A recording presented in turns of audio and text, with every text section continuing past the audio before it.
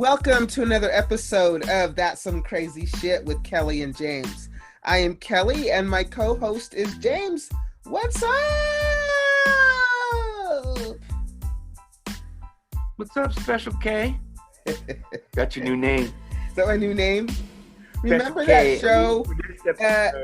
Remember back in the 80s when they did all the break-in shows, all the break-in movies, Breakin' 2, Electric Boogaloo, and all that?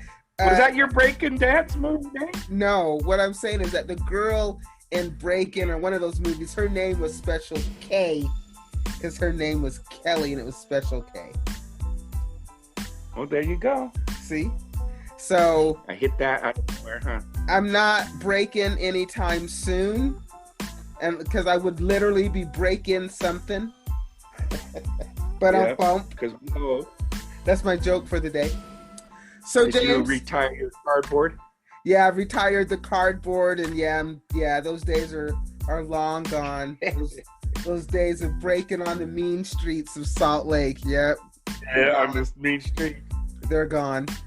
So I'm so excited, James, because we have yet another guest. We have a really cool psychic medium, Reverend Corbie. Now, Reverend Corbie is unique, as in she is a psychic full-time.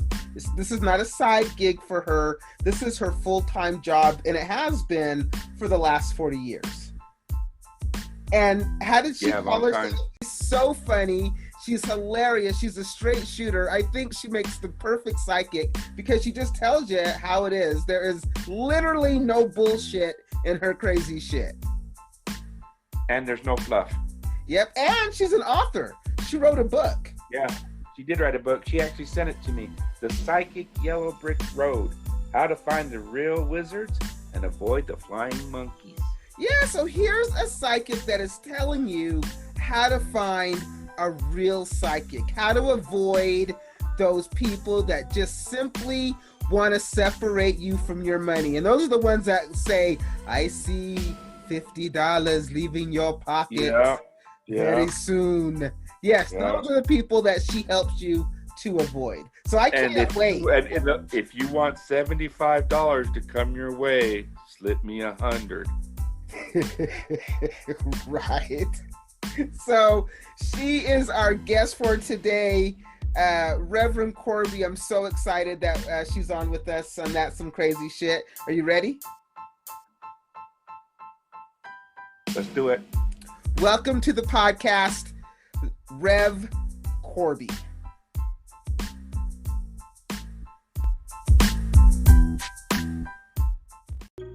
So, welcome, Corbie, to That's Some Crazy Shit.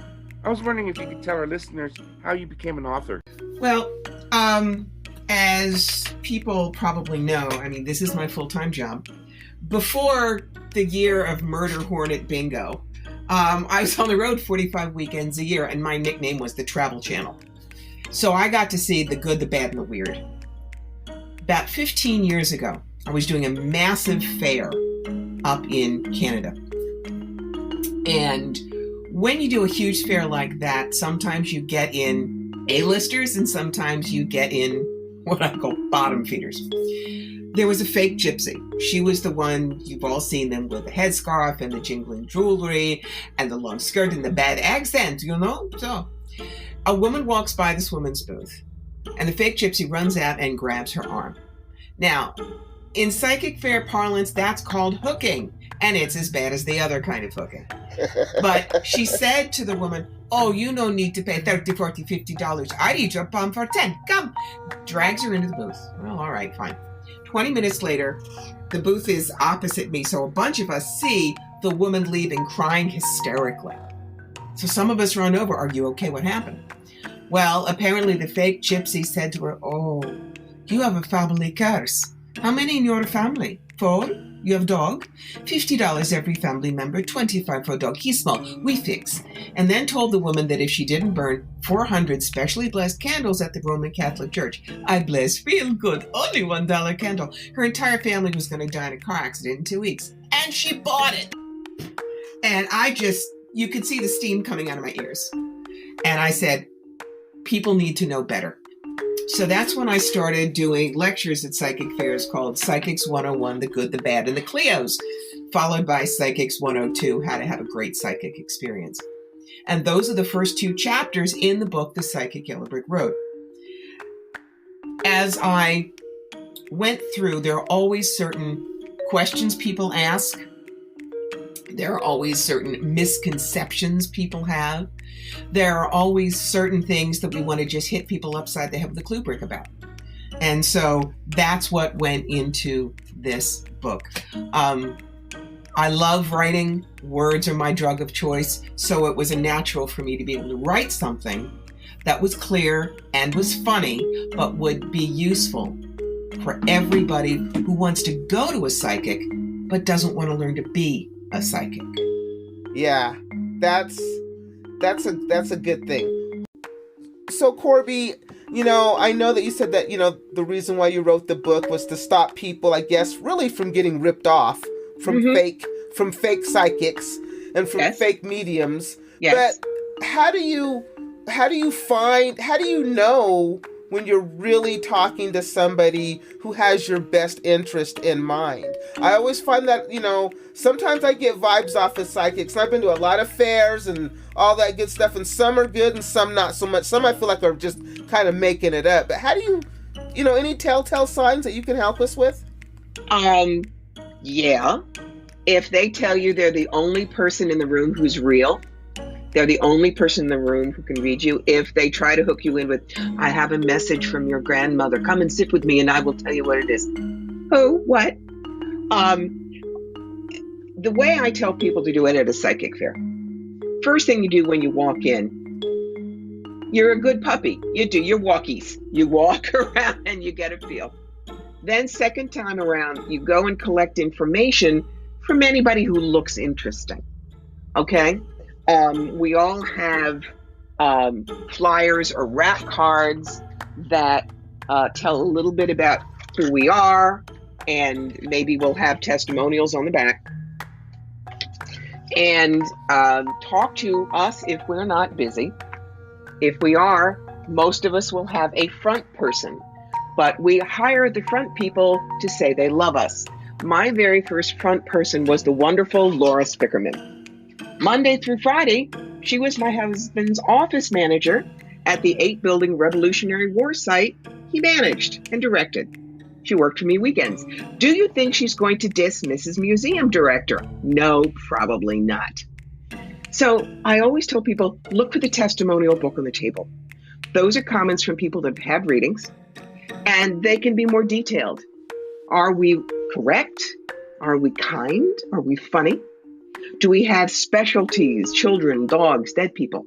And would they come back? But the last thing is, check in at your heart level. How does it feel? You're putting your hard-earned money on the table. If the psychic doesn't feel like they have a brain in their head, they really give a damn about what they're doing, or they're going to give you good information, don't go there, no matter how cool the wiki-woo looks on the table. And if nobody rings your chimes there, leave without a reading. It's not your only time. Now, if you're looking for somebody just, normally, not at a fair, the first thing you want to do, if they've got a website, go read it. Most of us will have those testimonials on there. You'll get a feel of, do we think that our aura don't stink? Do we say that we're the most wonderful thing since sliced bread and you're so lucky to see us? You want to go away from that. You're also going to get a feel for our style.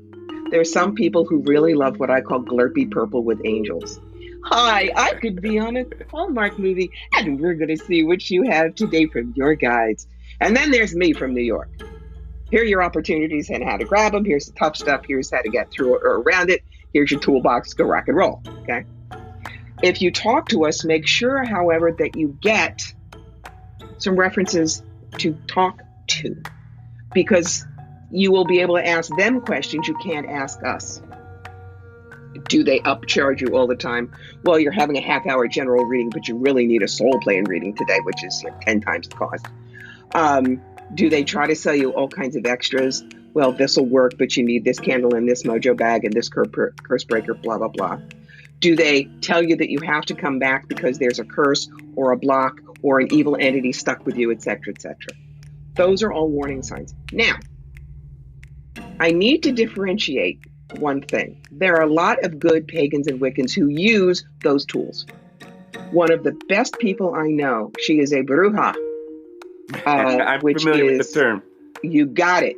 She's in Shingle Springs, California. Katrina Rasbold and her husband Eric run Crossroads Occult, and I use her stuff when I need to, but she never pushes it on you. It is always your choice. And that's the key. When you feel railroaded or you feel pushed, run, do not walk. That is not somebody who has your best interest at heart. So really, you should be listening to your own intuition when trying to find a psychic. You have to. Look, people say, could I ever do this? Of course. We are all wired like the same house plan. Just like all of us have 10 fingers. Everybody who sits down at a piano can pick out chopsticks. Some people spend time on it and they learn their scales and they learn how to read music and they can be pretty competent. And then there's one in a million. It's Elton John. Okay? So yes, you have enough intuition to know whether somebody feels good to you or all your warning bells are going off. Interesting. Good advice. And now I have a question for you. What else you want to know? We've talked to several psychic mediums, and it seems there seems to be a percentage that have had near-death experiences. Have you ever had anything like that? And can you explain why that might be? I haven't had a near-death experience per se. Corollary is most of us that have a gift, I can guarantee you somehow we whacked our heads when we were kids. Seriously, when I was 4, I was sledding down a hill and there was a big park bench in front of me. And unfortunately, my big brother hadn't taught me how to roll off the sled. Boom! Right where your third eye is, slamming into a concrete bench. I was very thick-headed. Nothing cracked, nothing happened. But now I'm able to do this work where I never really even thought of it before. So that was, if you will, the wake-up whack. I like that, the wake-up whack. The wake-up whack. How I never really learned to do mediumship. It was an all of a sudden thing. For 20 years, I'd been reading tarot and learning to keep my ego out of things. And I was also doing some past life work on myself. And all of a sudden, I could talk to dead people with no training. That's when I knew that the universe was hanging me my shingle out and handing me my draft notice and saying, you're working for us. Yeah, higher calling. Interesting. So the first time that you saw a dead person, were you frightened? Did it scare you? Did you know this was a dead person? I mean, how did that all go down, like the very first time? Well, I don't see ghosts, the floaty things. Sometimes I wish I did, but I'm not there yet. I see a heat shimmer, or I see them very clearly in my third eye. Now, I was trying to find a past life of my own, World War I German pilot. So the people that came in were dead soldiers. I am a good doorway home. When I was living in Atlanta, all of a sudden I saw the shimmer, and in my head blossomed the picture of one of the little German trench soldiers. But I only saw this much of his face because half of it had been blown away. And it just wasn't there. It wasn't gory. And the thing that he needed to know, first, he needed to forgive himself for the people he killed. He needed to forgive the person who killed him. When he said who won, I had to explain it didn't matter. It was 80, 90 years ago. And then I helped him get out of the gray spaces and up. When I talk to dead people now, I see them in my mind. And I don't read the way a lot of spiritualists do, at Lilydale. I don't fish. It's just not my form. So I get their dog tags. For instance, my father, Jerome Richard Dorkin, who died in 2001 at the age of 80. Notice that tells me nothing, but gets me into the energy. And then once I put out the call, I'll begin to, it's almost like charades. If I find my hand moving toward my mouth a certain way, that's they smoked. A different way, it's they did marijuana. If it's a slam on the head, they had an accident. If my fingers claw at my chest and try to open, they had surgery. So, and there are also gestures. If I cross my arms in front, this is a person that you did not lie to. It was no nonsense. All kinds of things like that, until both the client and I are satisfied that we've got their person. Then I open it up, and they can have a full conversation, and I will tell them exactly what is being said. It's why I don't do mediumship on the air or in a big thing like James Van Praagh or Lisa Williams, because it is so intensely private. And there are certain things we can't do. Now, your show is called, Crazy Shit. So do I have to give the PC version, or can I give the late night comedy version? You can do whatever you're comfortable with. We want the late night comedy version. Okay. So this was in Canastota, New York.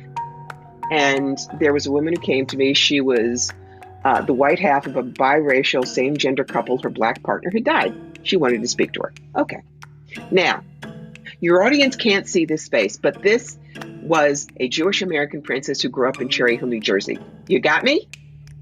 Good description. But what comes out of my mouth in flawless urban ebonics is, well, shit, if it ain't my white bitch. And I'm going, oh my God. Wow. But the girl in front of me started laughing and nodding and crying. That was how her partner, Isabel, walked into their house after every business trip. Now, Wow. I would have gotten crunched if I had tried to do that on stage. People would have think I was mocking them when I'm not. And on the radio, you can't do that. You just can't. So that's a perfect reason for, if I had had to hide that, she wouldn't have had her example. Some of the other things that I've gotten, a woman wanted to speak to her father-in-law. All of a sudden, I feel myself miming a pool cue. He had taught her how to play pool. A woman in Canada wanted to speak to her grandfather. All of a sudden, I find my hand doing this. Now, again, audience can't see it. Americans salute with our palms facing the ground. Canadians and Brits, the palm facing out. So why was the grandfather saluting? She was a member of the Royal Canadian Mounted Police, and he was acknowledging what she had done. Wow. And how would See, you know those are that not- detail? Gee, this is a rose and they love you. No, I want the real deal. Wow. So, and you do this full time, right? This is 6 days a you week. do. You don't get me on Wednesdays. I take the day So, off. because you have this gift, are you at a point now where you can kind of turn it off and just be? I always have. So you can do this at will. It's not always on. You can No, turn it off. that You would set be- boundaries and That was the agreement I had with my guides when I said, you want me to do this full time, which was right after 9/11. I'm not going to frighten people. I want the boundaries so that they don't think that I'm just reading their head as I walk by them at the hardware store. Because that's why people are afraid of us. They think that we have no boundaries, no manners, no morals. Mm-mm. But at the same time, I can also refuse to read you. One of the things that will sometimes happen at a show is somebody will walk up to me and lean across my table and go, okay, tell me something you couldn't really know about me. And if you're right, I'll have a reading with you. And I smile and I say, I'm sorry. I don't roll over and fetch either. And I turn my back and they do not get it. And one of the things I have to say, the book The Psychic Yellow Brick Road is also very popular with psychics because there are so many things that we talk about that we wish people would know better. And they said, I really wish I had this when I was starting. And one of the favorite things, and 95% of the questions are always about romance. And sometimes you get a client who insists that it has to be the way they want. So it goes like, does Bruce think about me? No. Has he ever thought about me? Not the way you want. Well, if I do such and such, is he going to think about me? He's not. Okay, is he going to call soon? No, he isn't. Well, if he's not going to call soon, he's going to call later. And they keep beating on you until finally you go, yes, he loves you and wants 7 babies with you, but he doesn't know yet. Oh, good. I thought so. Yeah. No, doesn't work. That is funny. So I've done comedy stand-up about being a psychic. So yeah, I bet you have. You've done this for a long time. So me and James have had a lot of psychics come on, and they've told us things about us, right? Okay. They've told us things about one another. And so I'm interested if you can read either one of us. And you can read however you want, tarot cards, whatever it is that you want to do. Okay. I just find it fascinating that you guys can that people have this gift and can do this. So, well, I love tarot cards. I'm a certified tarot master. I've been reading them for almost 50 years. They're always my play toy of choice. So, Corbie, what other I'm going to do is I'm going to do just the tarot? Well, I use another 8 different oracle decks. They each have their own purpose. I am a past life retrieval specialist. Yes, I do spirit guides and angels. So, yeah. But tarot is your everyday tour bus. House card, job, kids, finances. Okay, gotcha. Put me here. Like, I need some clues. Okay? Gotcha. So, first thing I'm going to do is I'm just going to read a little partnership between the two of you. Okay. Card for Kelly. Card for James. Card for the partnership as it stands. What you need to know and best possible outcome. Then I think I'm going to do an entrepreneurial on the podcast. Oh, excellent. So, Kelly, communication is the be-all and end-all for you. And the thing is, when you do things, they tend to be a little bit faster than everybody expects, and so they're kind of scrambling to catch up with you. James, you have so many ideas about what things could be, might be, should be, but James, if you look at the 7 of Cups card, if you drank 7 cups of alcohol, it's alcohol poisoning. 7 cups of fantasy is fantasy poisoning. Choose one. The partnership, you have to be very careful that you don't take advantage of each other. You're both too kind. Okay? Oh, okay. You do understand 60-60. The best relationships are 60-60. Each one goes a little bit more than halfway, and it's the extra 10% that locks it in the tough times. But you guys tend to do 80-80, and you don't need to. You have to be able to say no to each other. That's what will make this long term. What you need to know at the moment, it's Judgment Day. The podcast is going to take on a different form. Make sure that it's an agreement between the two of you, not one of you dragging the other one across the finish line. Final.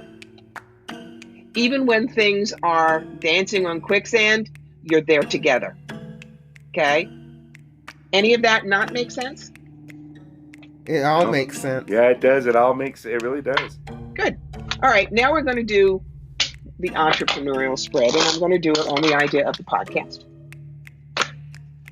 See, one of the reasons that I do things like a deep dish entrepreneurial, I used to be an executive recruiter for engineering and manufacturing. I counseled people in career for years. Why not use that part of my brain too?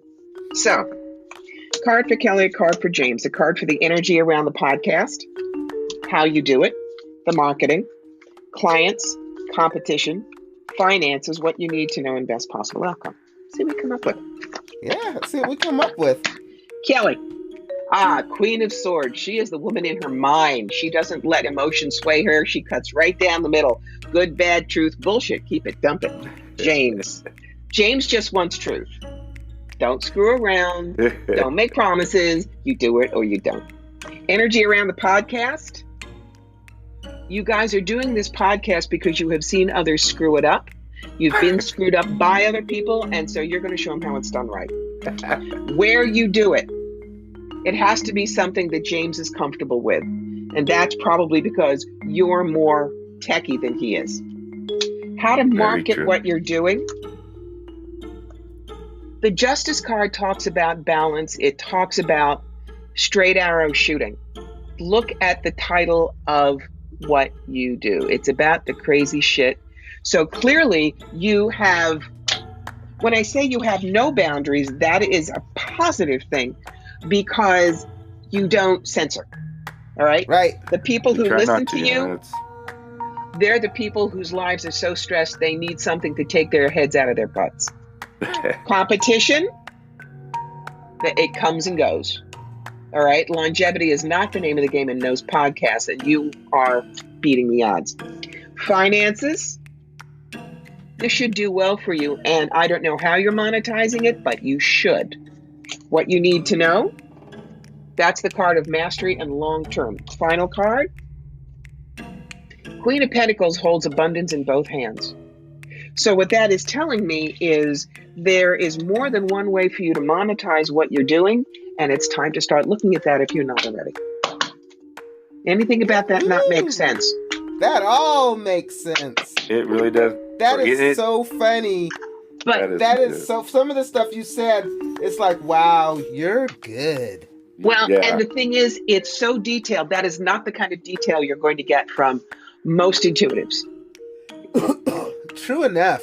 But how long? So, we've done shows on the tarot, how it originated, where it came from. You say that you use different. So what's the difference between tarot and oracle cards? Is it just the way they look or their intention? Tarot has been around for hundreds of years. It is always 78 cards.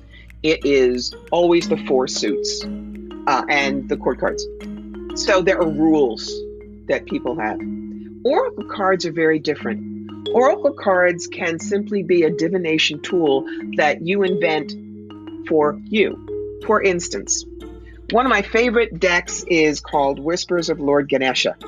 And I don't know if your folks know who Ganesh is. He's the Hindu god, isn't he? He is. He is the Lord of Obstacles. He's all over. Everybody has a statue of him in the house somewhere in India. The way I explain it to Americans is think about going to an Italian-American grandmother's house in South Philly. And there's that peeling statue of the Virgin Mary in the back by the barbecue. Same thing. So this deck is just beautiful. It's all kinds of pictures of Ganesh, and it's a very compassionate deck. It doesn't have suits. It just has something like 44 cards. There is another deck I use called the Fairies Oracle, and these are not your ootsy cutesy fairies. These guys march inside your head, rip up the floor tiles, and give you homework. And the deck was designed by Brian Froud, the guy who did all the puppetry in Labyrinth and Dark Crystal. So this is a deck that really, when you've got a serious question, you really need some spiritual stuff upside the head, I use that. And I even have a deck for kids. There's a little thing called Cat Wisdom, and it shows lots of little kitties and sometimes a couple of puppies. It's a very sweet deck.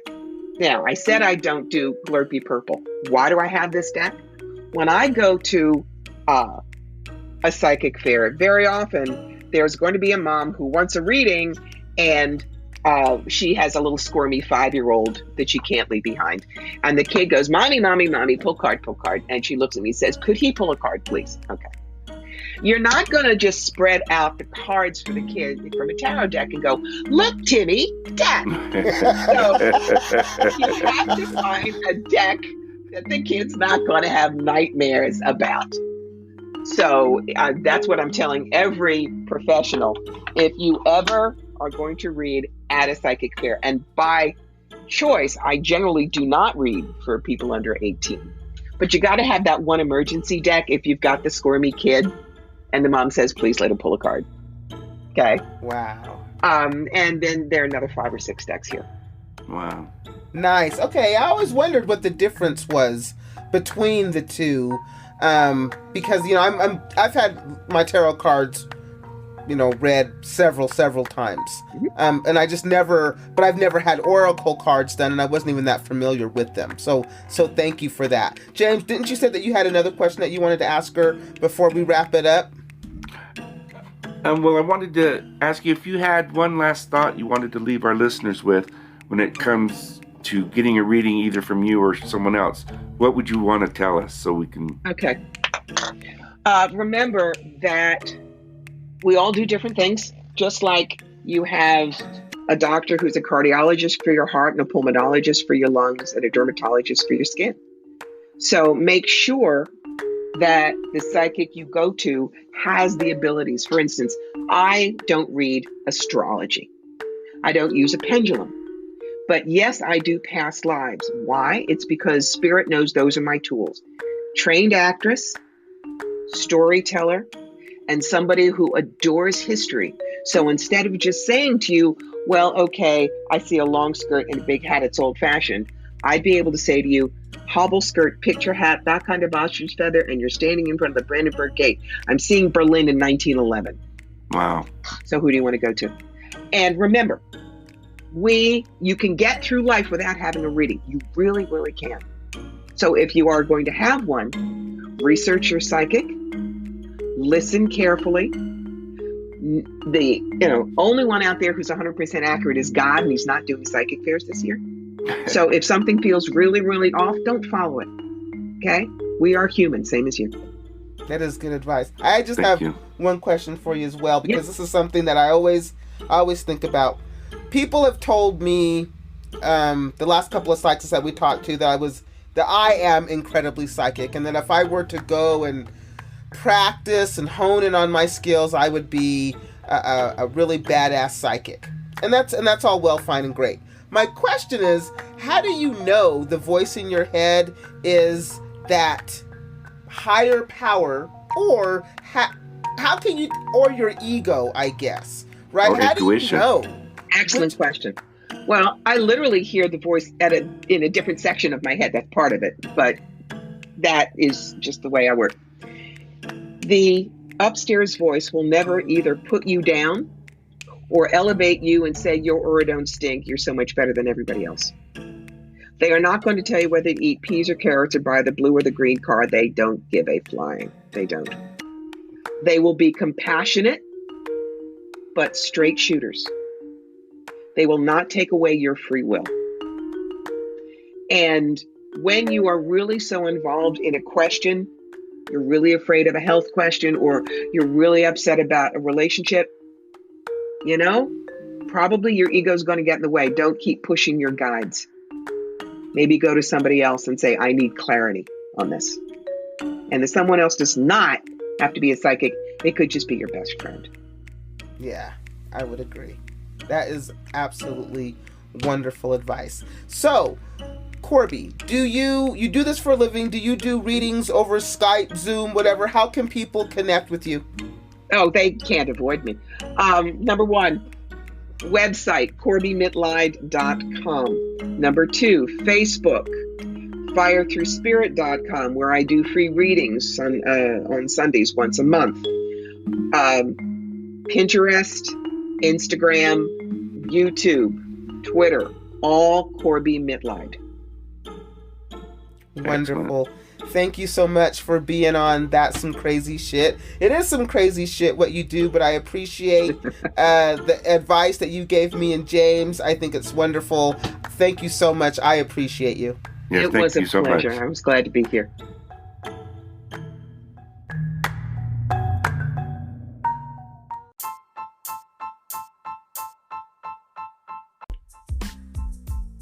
All right, Kelly, then what do you think about Reverend Corbie? Reverend Corbie is the shit, okay?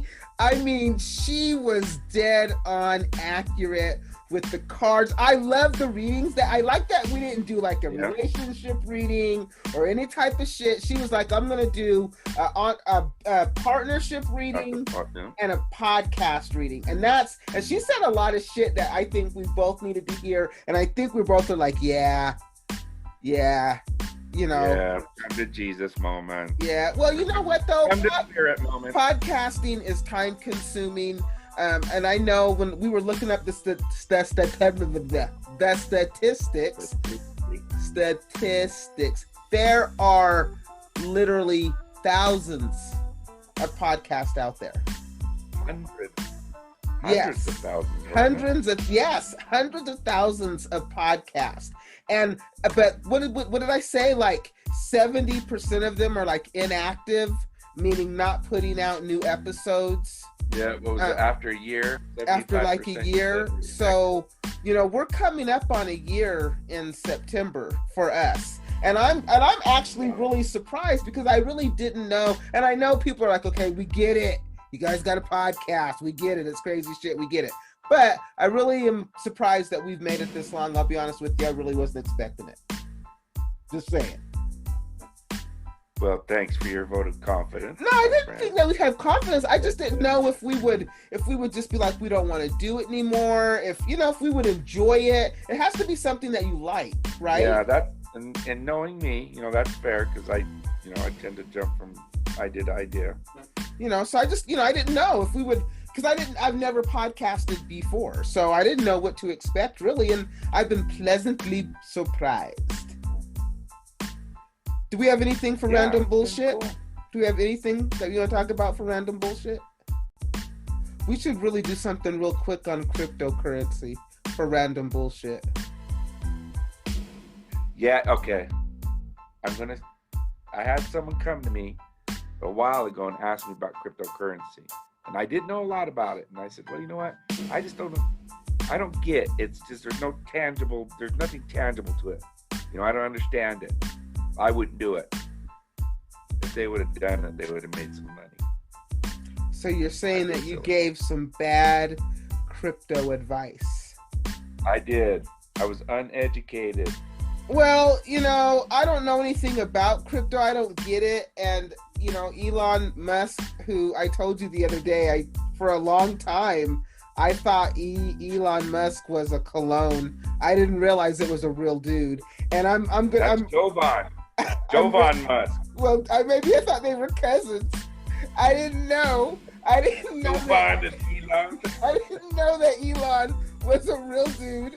I really thought it was a fragrance. I did for a long time. So I paid no attention to when I would see the name. I'd be like, man, everybody is talking about this cologne. It must smell good. It must smell so good. And I feel stupid, but it's an honest mistake. So yes. And I know I'm not alone in that. I know I'm not. I thought Elon Musk was a fragrance and it's a person. But anyway, he was on Saturday Night Live. And they were asking him what it was, what Dogecoin was, or, and he never said. Oh, his cryptocurrency thing? Yeah, I mean, it's crazy. I don't get it.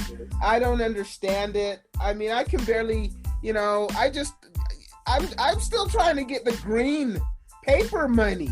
Now you guys have made a whole new money? So. No shit. I haven't even got the hang of the first money. Right? I'm still trying to get the hang of the green money and the coins. Right? Now you guys got this. Coins are out now, Cap. No, I don't care. I'm still trying. Hey, if I had some coins, they spend. I don't understand crypto.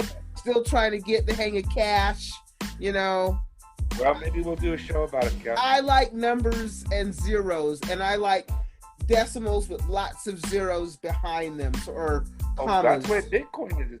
One, like $1 or whatever, is worth like 50,000 Bitcoins or some bullshit. Well, I don't have one Bitcoin, so Yeah, sorry, one Bitcoin is worth $50,000. Well, I don't have one, and I don't know. I mean, how do you spend one Bitcoin? Like when you spend it, does that Bitcoin divide up into littler Bitcoins? Like, like when you take $100 bill and you break it, and it breaks into smaller bills. Is that how the Bitcoin works? If a Bitcoin is worth $50,000 and I only want to spend 100, how does that work? Well, then it just goes into your Bitcoin account. But so then it takes how much is a $100 Bitcoin? But how much is a Bitcoin worth? How much is one Bitcoin worth? Fluctuates. Well, you want me to look it up real quick? No, I'm just saying. So if I had one Bitcoin, I could just do all types of transactions off of that one Bitcoin until the balance of that Bitcoin was zero. No? I would assume. Maybe I'm thinking it more like credit. I don't know. Well, I see that's the thing. I don't understand it. It's okay. So one Bitcoin. Oh shit! One Bitcoin is worth $55,642.60. Well, like I said, I'm still trying to get the hang of the greenbacks. Remember we talked about doing a show about it, and I started doing some research, and the dude who came up with Bitcoin had like an Asian name, but they didn't know if it was a man, woman, or if it was a real person. And then they disappeared, and then all these Bitcoin generating machines were stolen. Remember that? I told you that. I remember you told me that. Crazy. And now look at, they're worth like, and I didn't know that Elon Musk had even started his own made up currency called Dodgy Coin or whatever the hell it's called. I don't know. So does that mean that we can all make up our own money? Because if so, if we can send us your dollars, and we will tell you how much KJ coins you got. Yes, because we can make up our own money. They'll be called K and J coins. Yeah. Send us your dollars. We'll send you a coin. Once we get those dollars, we'll let you know. We don't send them no coin. We just tell them it's in the cloud. They don't get a coin physically? I'm sorry. See, I'm still new. I'm new. It's in the cloud. Yeah. And we'll let you know how much that cloud coin is worth once we get your dollars. See, you got it down. You got it, Kel. We're on our way. We're on our way.